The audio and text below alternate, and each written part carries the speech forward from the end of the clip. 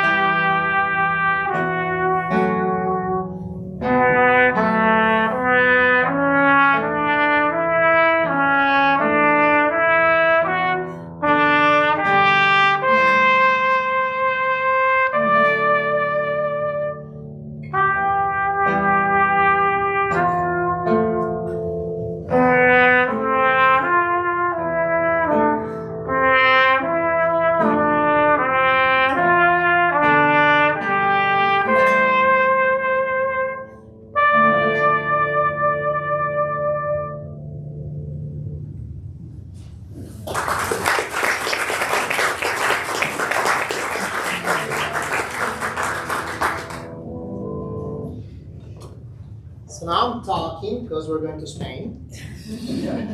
And this next piece, it's a very particular piece. It's perhaps, if not the most famous, one of the most famous melodies ever written.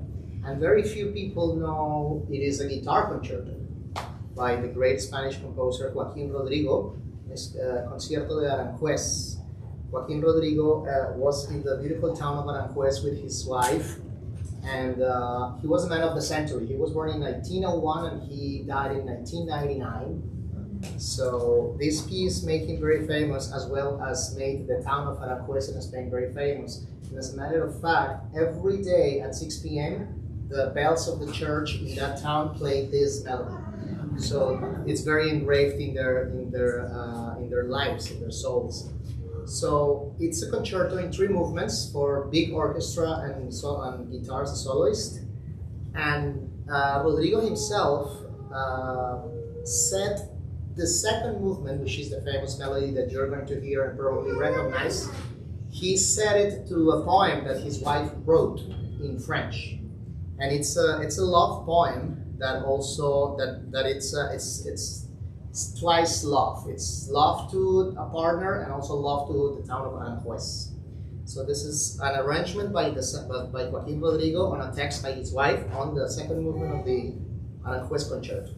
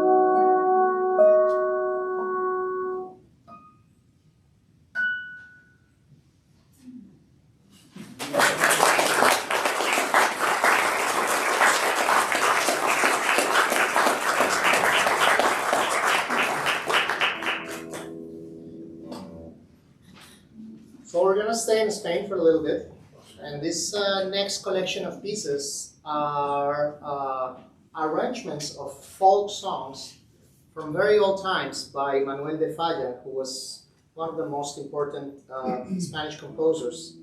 And he was the Spanish composer that represented more all the folk elements of Spain. Like he inspired his music a lot of, especially in flamenco, the music from Andalusia, the south of Spain. So his music, he wrote operas and zarzuelas and concertos for solo instruments, but always with a big influence of Spanish folk music.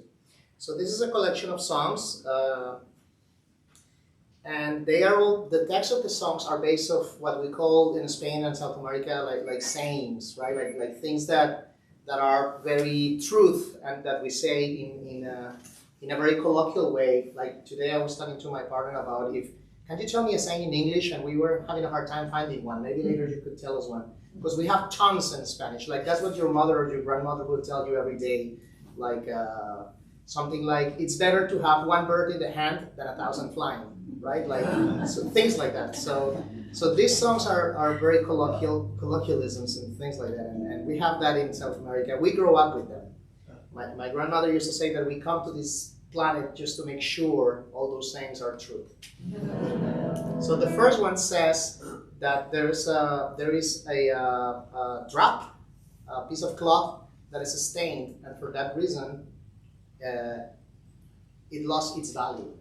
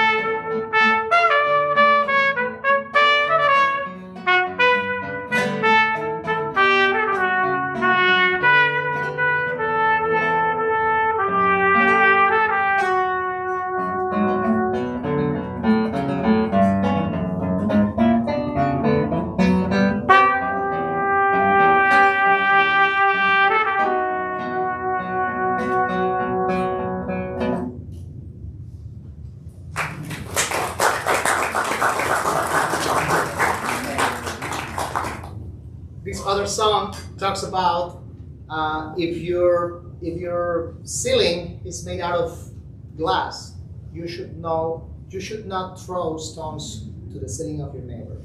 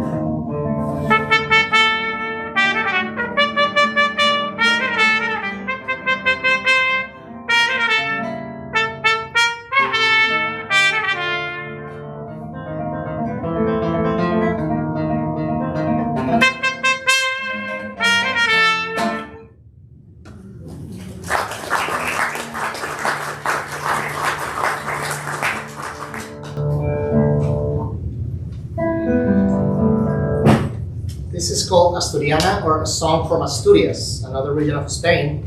And it says, it talks about a young girl that was very sad, and it went to look for solace under this beautiful tree. And the tree, when the tree saw her sadness, the tree started crying.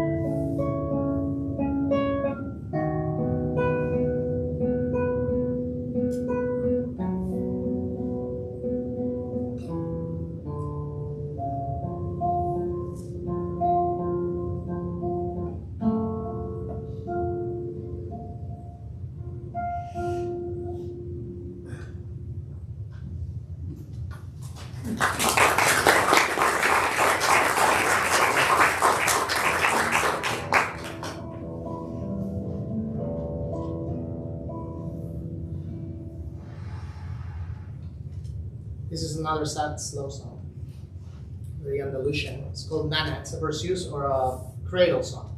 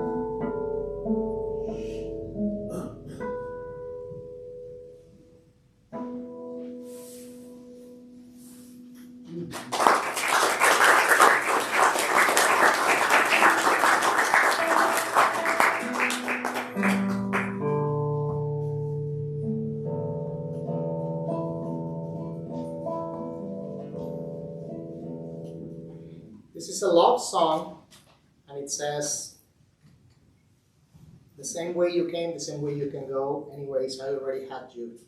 And it's from Sinon Tu Amel.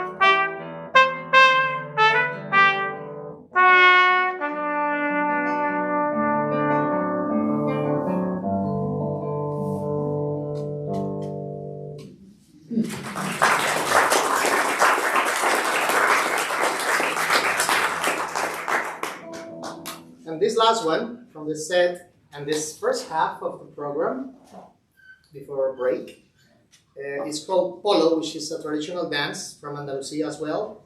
And it's I keep a very hard sorrow, a very hard pain inside of my soul. Ah.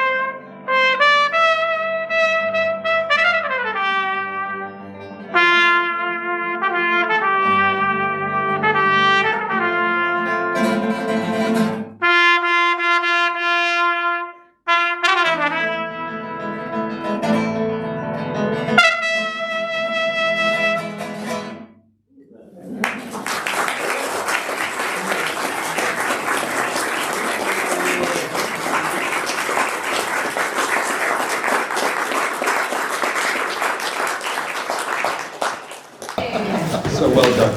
So for intermission, church has been here for a long time. The congregation has been here since before the Civil War, and this building has been here since 1896. Think of how much Stony Brook, the village, has been transformed over the past 20 years. And then when Ward Melville did the big reconceptualization of the village, 1941, all this changed. But one thing hasn't changed: this church on top of the hill, overlooking the village. So it's our tradition here to tell just one story, just one story. And as a college professor, it's great to have audiovisual aid, to have aids, you know, when you tell a story. So I've got the ultimate audiovisual aid. I'd like to call your attention to that beautiful stained glass window in the back there. Yeah. Now, I mentioned we do the rosary here, and you may look at that and say, oh, that's the Virgin Mary. Good guess, but no, that's Saint Elizabeth. She's a saint from Hungary. And she was thought to be the Mother Teresa of her day.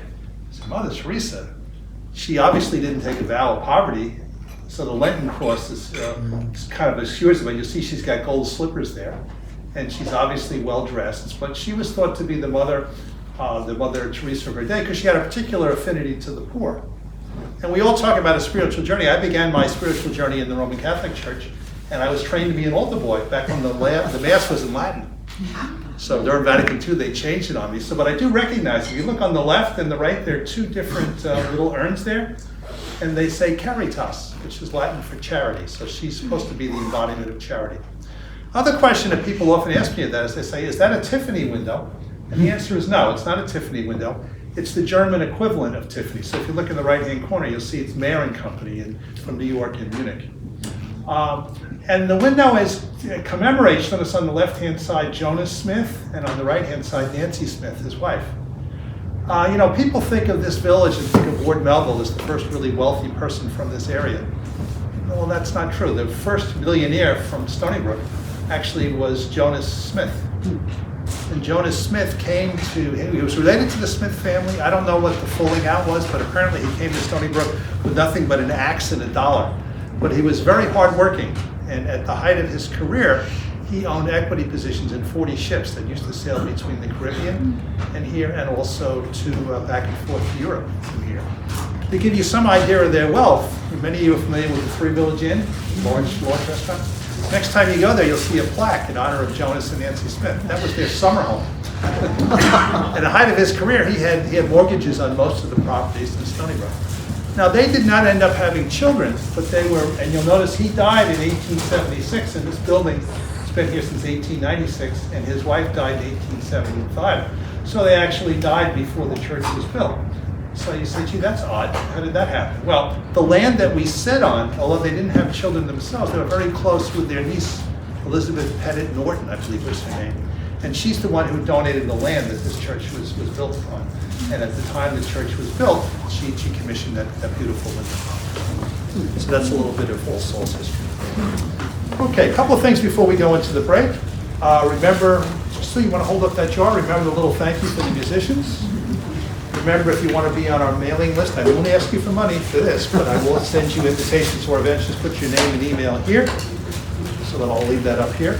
We'll take a 15-minute break, and during that 15-minute, we are, in light of the entertainment tonight, we've got a Vino Blanco from Spain, a Spanish white wine, and we've got a Malbec from Argentina, so we have Latin America well represented.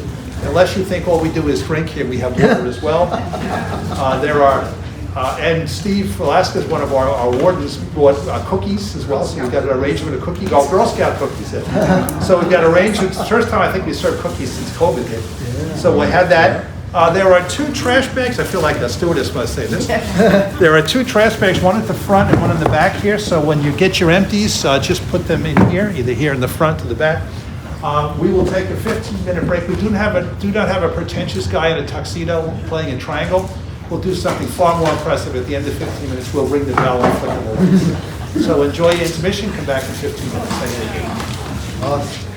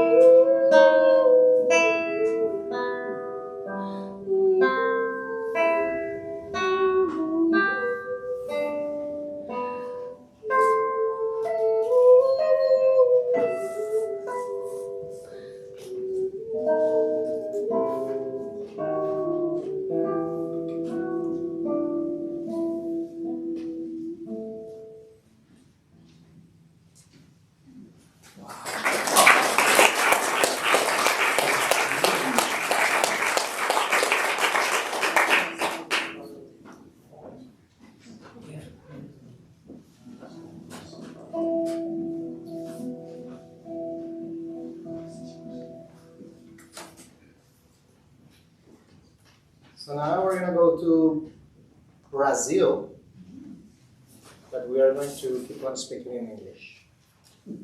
This is two preludes by Brazilian great Heitor Villa-Lobos, who is the most important Brazilian composer.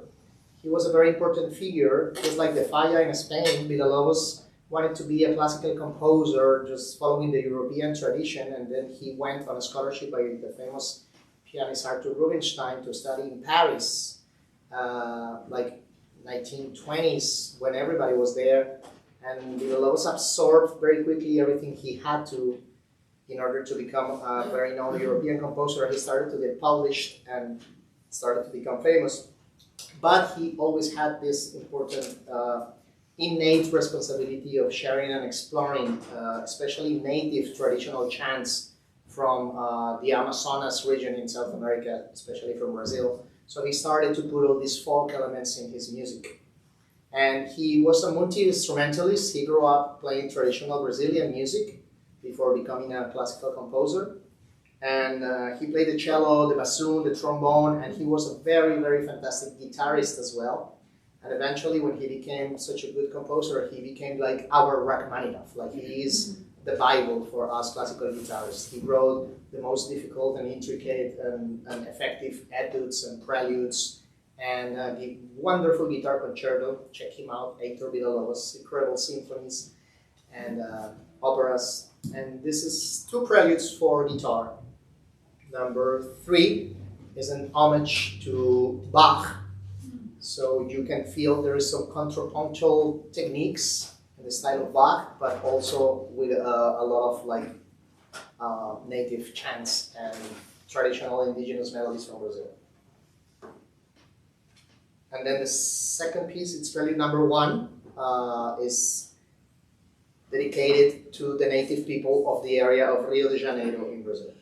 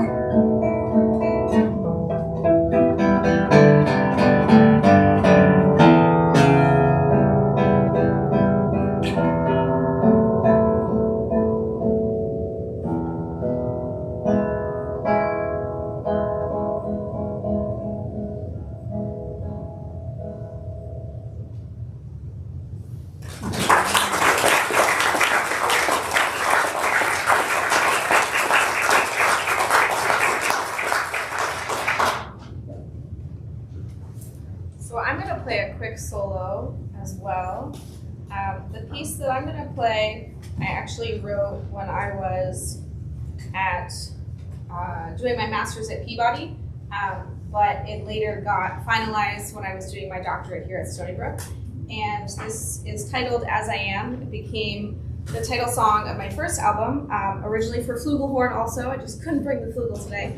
But I had it orchestrated for string quartet also, so imagine some lovely strings behind me.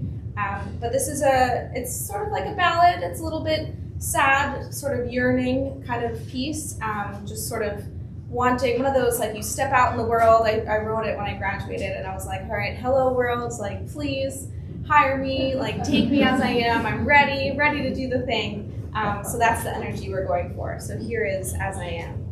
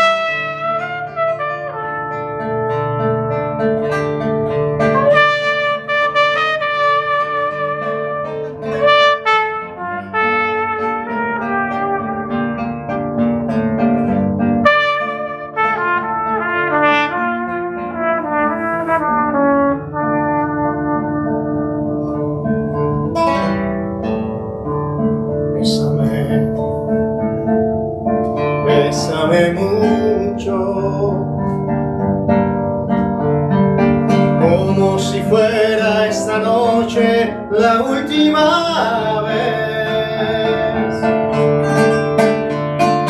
Bésame, bésame mucho. Tengo miedo a tenerte y perderte después. Quiero tenerte muy cerca, mirarte a los ojos, verte junto a mí. Pienso que tal vez mañana ya yo estaré lejos, muy lejos de aquí. Bésame, bésame mucho, como si fuera esta noche la última vez. Bésame, bésame mucho. Tengo miedo a tenerte y perderte después.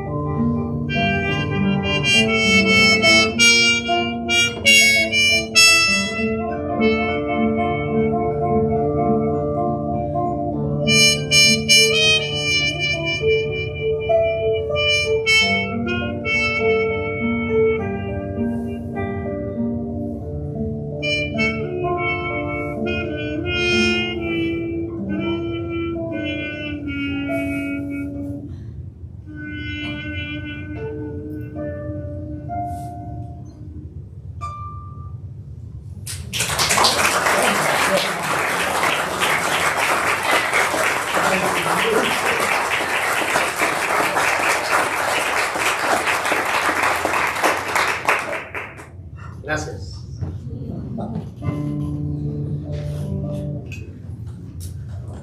So now we're gonna go to Argentina and play this very famous tango called Liber Tango by the one and only Astor Piazzolla, who, like Manuel de Falla and Villalobos, also reinvented and rediscovered old Argentinian tango.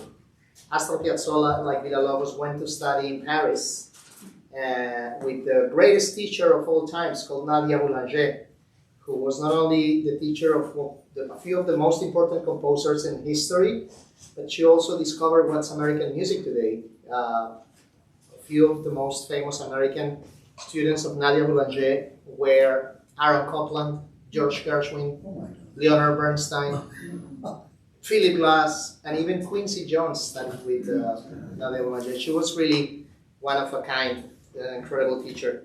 So Astor Piazzolla went to study with her, and he wanted to be a classical composer following a European tradition. But Nadia was such a great teacher that she insisted upon him going back to Argentina and do what he knew how to do best, and is his native roots, native tango, native folk. And even though Piazzolla at the beginning didn't agree with that, he ended up being the father of the new tango and influenced generations to come.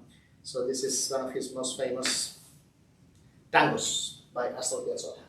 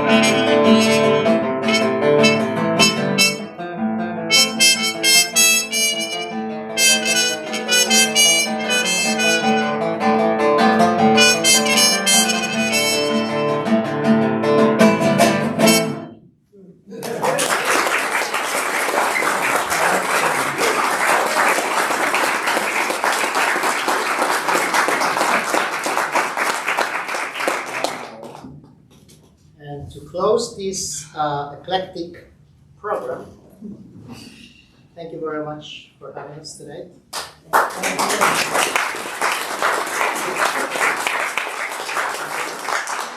It's been so great. We're both very busy musicians doing our own thing, doing things together, and it always feels good to play together and to share this music with you. That's so important to us. So thank you so much for being here. Thank you.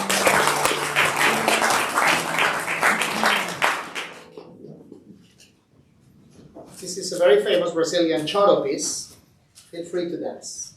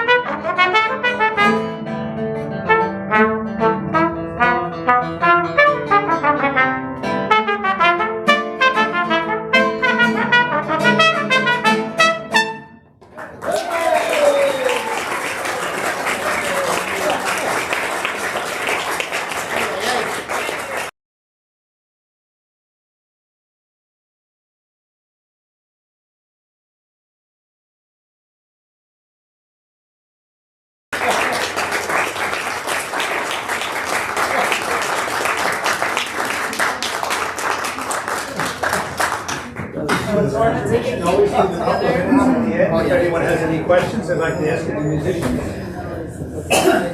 Yes, up here.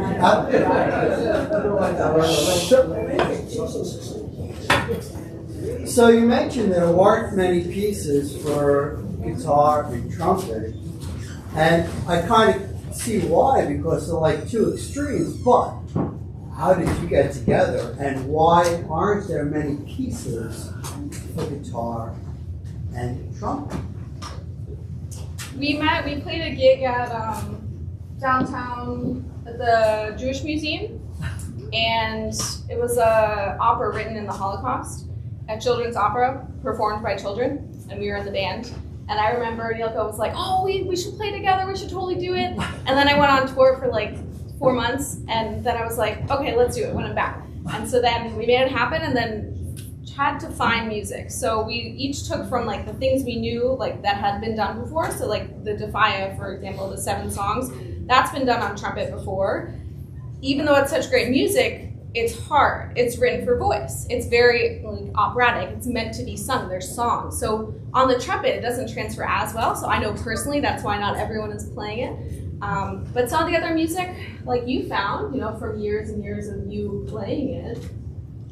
Yeah, I think one of the biggest challenges, or it used to be, is they're both very folky instruments, right? So you would not imagine this is like in the folk tradition, a trumpet is like the loud marching band thing. Yeah. But then when I met Kate, when you're a classical trumpet player, that you have a study to play in orchestra, that you know all the subtleties and you have an amazing technique that you're able to play these nuances, playing pianissimo, playing very soft, very quiet, that's very unusual with a beautiful tone.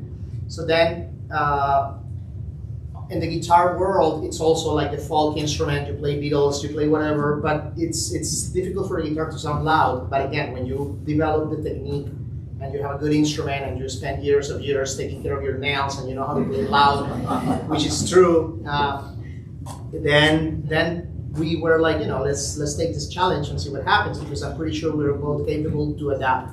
So there's a lot of that. There's a little bit of the advanced the study of technique that allows us to share that dynamic range where she's not in the marching band world and I'm not in the quiet guitar world. Like, we're trying to match that up.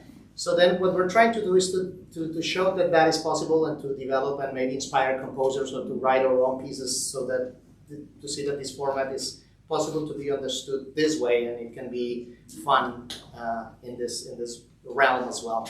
It's a nice mix. Thank you. Thank you. Any other questions? Sue? I love music from Spain, but what is, this could be the dumbest question on the planet, but what is the difference between flamenco and tango? Great question. Oh, good. As a matter of fact, there is one of the rhythms in the flamenco tradition. I will explain that. It's called tango. So it's pretty confusing. You find tango in flamenco, and there's a lot of flamingos in Argentina, but that's not flamenco. That's flamenco. So they're both folk. The name of the mother of the realm of the different rhythms of a specific region. So flamenco comes from the Flemish and the Indians, that were all the gypsies, all the Moorish people. Jewish was a mixture of cultures that ended up in the south of Spain, and then they developed their own melting pot of cultures. And then with time, it's fascinating because it has a lot of influences from all over the world. And then they created their own music. They call it flamenco, but within the flamenco, there is, I would say, tens, if not hundreds of different variations, region by region, and they call them differently. They call them bulerias, they call them colombianas, tangos, and they're all very specific. And tango is the same thing, but in Argentina. So Argentina grabs all this music that came from, especially the accordion from Germany, and all the Italian melodies. Italy and Germany, they escape and they established themselves in the south of Argentina, Uruguay, Paraguay, all that region of the river of the Plata. And then tango is the general name that they gave to all these Arab folk manifestations of little milongas and other kinds of rhythms. It's basically, tango is traditional music from Argentina, flamenco is traditional music from the south of Spain. Good question.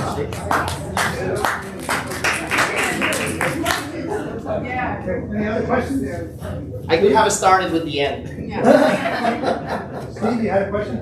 The mufflers that you're using in the trumpet. Yeah. And you're using, it looked like 3 different ones? Yeah, I have 3 different ones. So I'm touring with the musical Annie right now. So my favorite mutes are with the show. So these are 3 of my less favorite mutes.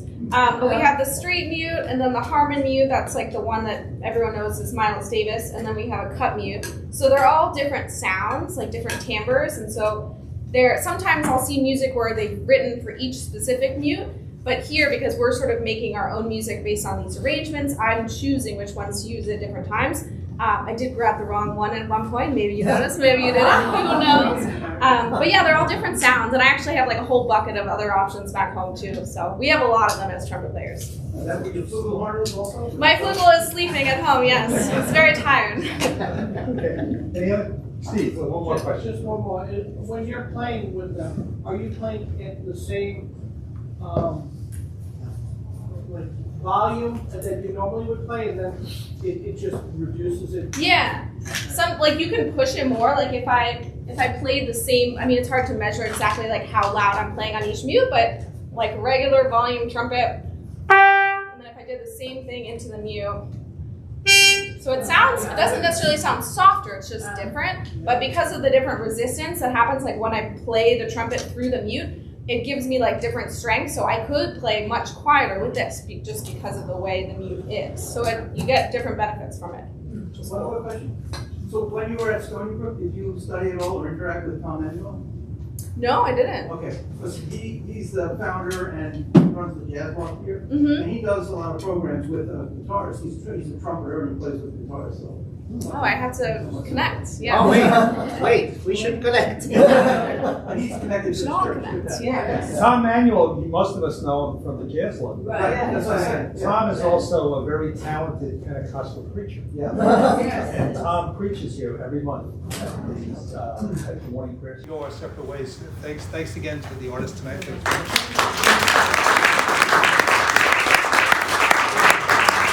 I just want to announce the upcoming program. So, there are certain artists, you just say, all you have to say is their name, Prince. Certain athletes, you just have to say Pele. Everyone knows them. So we have, on April 5th, we have Octavio. Octavio DeLucci is a Brazilian guitarist, and when I asked him to send me the bio, he said he's the most accomplished Brazilian guitarist in the world.